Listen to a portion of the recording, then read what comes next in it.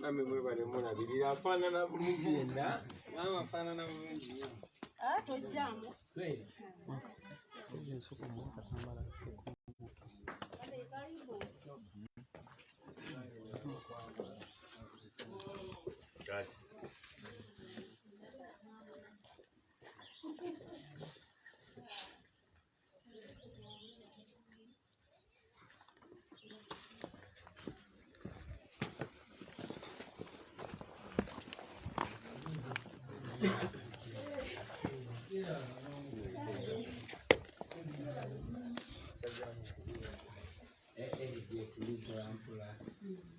Obulambu gamba kiwano. Frank badegera ko naye. Bade jogera naye. Badagamba ali mukubo. Bana yatenga bitale bya jjajja. Fatuma yandikira. Bana isindika message. Munange mami tetwasobola kujja mikolo ngabo mayi. Tetuwa n'obuzibu ebisere ebimu tujja abantu busajja butambulirako so nesagala tebatataganye bantu engamba nja kufuna akadenti jemali muzeeko ne mugana kasitoze amina bagamba ki mpola tuze n'okubuuzaako mami kadakiika katono anatusanga tulambudde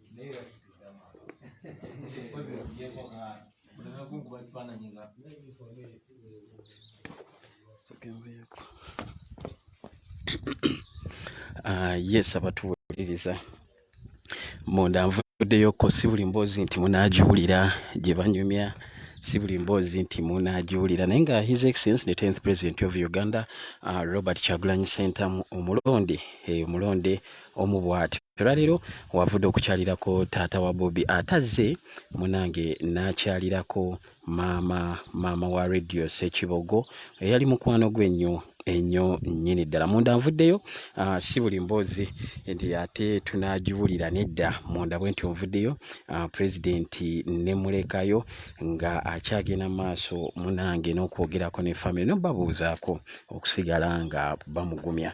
Wano we tuli abasinga obungi mutegeerawo tuli ku kyalo ekimu we baziika omugenzi radio Ssekibogo. So munansonyiwa mbajje munda si buli mboozi nti tujja kugiwulira. Abakulu basooke banyumyemu, abakulu n'abakulu ate nja kuba nkomawo nga bamaliriza naye nga wano we tuli olunaku lwaleero kyekyalo kye baziikako radio Ssekibogo. Kankutwaleko ku malaalo nga pulezidenti bw'ajja bw'amaliriza ebiri munda ate munange tusobole okulaba ebigenda maaso. The 10th President of Uganda His Excellency Robert Kyagulanyi Ssentamu olunaku olwaleero asoose kugenda n'alambulako mukwano gwe enfanfwe, alambuddeko mukwano gwe enfanfwe amanyikibwa nga taata wa Bobi. Ndowooza mu bafuuti soja taata wa Bobi ono yakyasinzeemu obukulu naye ate mumalirivu, musajja mulungi nnyo, mumalirivu nnyo,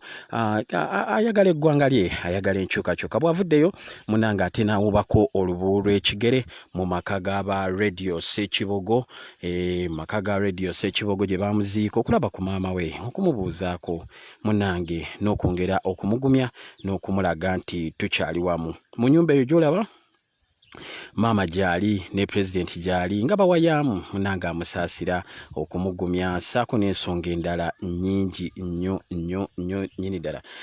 Ku nnyumba eno gy'olaba muganda waffe radio Ssekibogo gye yaziikibwa munange waawumuddaawo waawumulidde ntende pulezidenti agenda kubajja alambuleku ku malaalo ga mukwano gwe ate era nja kuba nzirayo mu nju nga bamaliriza okunyumyamu nga famire oba nga buli kimu. So ngenda mu maaso n'okubeebaza mwenna okubeebaza.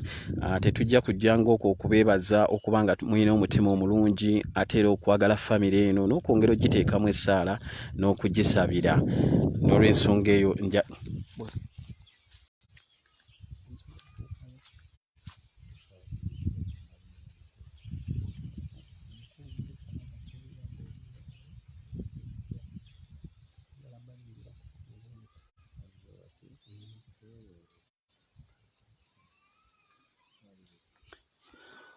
alright, ngenda maaso n'okutegeeza nti tukyalinze President awaali mu nfo muno mwennyini okulaba nga ate alambula ku radio Ssekibogo we yaziikibwa n'ate era okwongera okulaga famire eno omukwano n'okulaga nti tukyali kimu. Radio Ssekibogo bukyafu abamanyi okubalabalamu awo emyaka giri emeka, bw'oba nga osobola okubalabalamu emyaka giri emeka, balabalamu awo tulabe bukya Mukama amujjulula mu bulamu bw'ensi eno.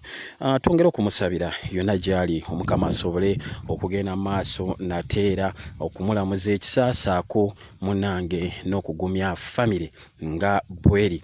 President mu nfu mwali olunaku olwaliro, kanjira nkulambuzaako nga naye bwajja eno gy'olaba ye yali emmotoka y'omugenzi Radio Ssekibogo gye yali asinga okwagala. Bakeera ku makya ne bajooza ne bagiddaabiriza ne bakuma mukko ku muliro n'etokota n'ensonga endala bwezityo. N'emmotoka ye kyali kika kya Benzi, simanyi bulungi nnyo bya mmotoka naye abamanyi kalogo kano kalogo ki kano yali mmotoka ya bbeeyi eyogerwako ezimu ku mmotoka ez'ebbeeyi. Waliwo ngambye emyaka 5 bukya muganda waffe radio ava mu bulamu bwansi eno. Amaka ago g'olengerawo okuli fulaga y'eggwanga muganda waffe radio we yawummuzibwa. Muganda waffe radio we yawummuzibwa awo agalamidde. Sijja kuyingirayo kaninde abafamile ne President nga batuuse, tujja kuba tuyingirayo ffenna ate okutuusaako biki ebigenda mu maaso. Naye nga bwe yali omuyimbi w'eggwanga Nakinku, Nakinku no kitegeeza nti omuntu omututumifu ennyo nga bwe yali omuyimbi w'eggwanga Nakinku, flag erina okubeerawo ey'eggwanga weeri. Radio yali lasita w'otunula sayidi eno lwakuba omusana mungi, fulaga z'abalasita zonna weeziri, kwegamba yaziikibwa mu kitiibwa ekiyitirivu ennyo. Radio abazze okumulabako oluvannyuma batuulako wano eno ne banyumyamukko ne babeerako wano akabanga, si byakujja kulaba ku maama dakiika 2 n'odduka, nedda ne baba bategese mmisa wano eno wennyininyini munange we batuula ne bagenda maaso n'okumusabira, ne bagenda maaso n'okusabira famire eno saako n'okugigumya n'okusabira omwoyo gw'omugenzi. Nkugambye ennyumba eno mwe mwagalamizibwa muganda waffe Radio Ssekibogo. Alright, ebimu ku biri ku lugi kuliko Moses Radio the great, simanyi oba mubiraba bulungi, kangezeko busy uminga, sorry ziriko kuzuminga. Ebimu ebiri ku mulyango guyingirayo kuliko Moses Radio the great, ne kujja ne kubirako ekifaananyi kye nga bw'omulaba bambi. Yali musajja ayagala ensi ye, yali musajja mutonotono ate nga yali musajja alemera ku mazima. Bokkirya wansi bakulaga Bon nti oba yazaalibwa nga 25 Jan mu mwaka gwa 1985. Radio yafa mu mwaka gwa nga 1 Febu mu mwaka gwa 2018. Rest in power General Nicholas Genius. Lasita sijja dusobola. Kuliko ebigambo ebirala muganda wange biwandiikeko Moses Radio profile. Yakola ennyimba oba kagende maaso n'okwongera okutuusaako ebirigenda mu maaso. Bakugamba nti Radio Ssekibogo yalirizinga ennyimba 487, 467 released the song, nga that is 17 albums yakola. To Brand Good Life Magic Limited yali awasikitegedde naye nga ndabako 2 brands, Good Life Magic Limited, kuliko Angel Music. Okay, ndowooza yakola bandi gye baali bayita 2 band, yakola bandi 2 eza Good Life Magic Limited. Yayina gye bayita Angel Music, nga bwe mubirabawo yalina kye bayita Angel Music. Ate era najja n'abaku ne Special Force.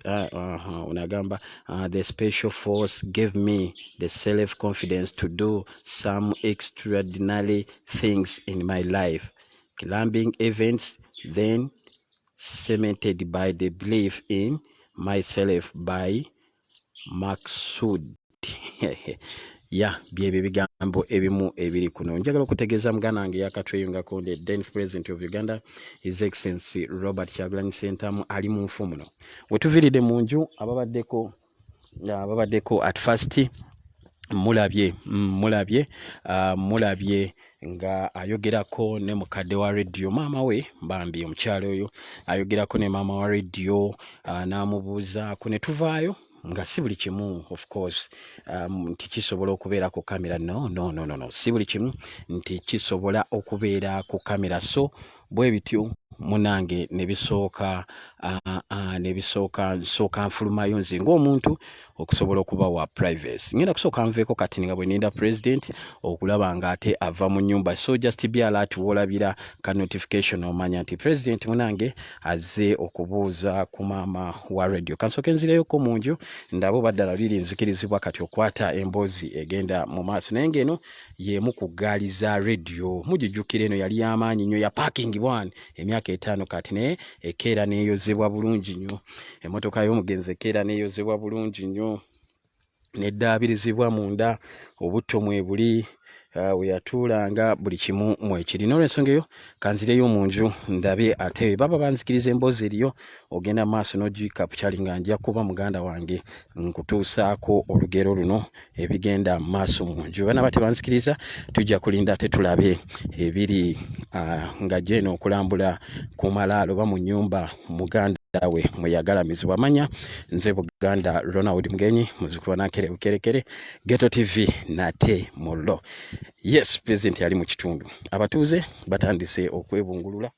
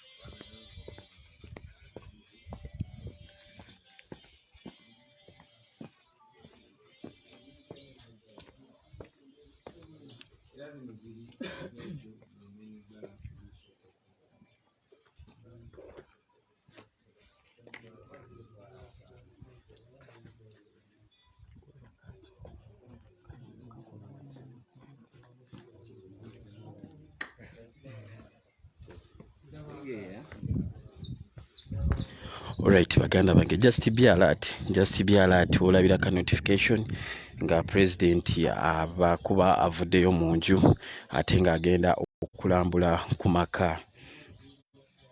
maka gani ngalambula muganda ffe radio we yamuuzibwa munda. Sijja kusobola kugendayo naye nga mwebali nnyo, mwebali eddala. Njagala okutumira ku buli omu abeerako banaye muli baakabi mwebali kubeera nga ku Ghetto TV kulikinga na kusharinga. So just be alert we baviira munda nja kuba muganda wange ate nzija butereevu okulaba nga ngenda mu maaso n'okuweereza. Gwolabira ka notification manya omukulembeze w'eggwanga afulumyeyo munda ate nga agenda kulambula ku maka oba mu nnyumba muganda we gye yawumuliramu.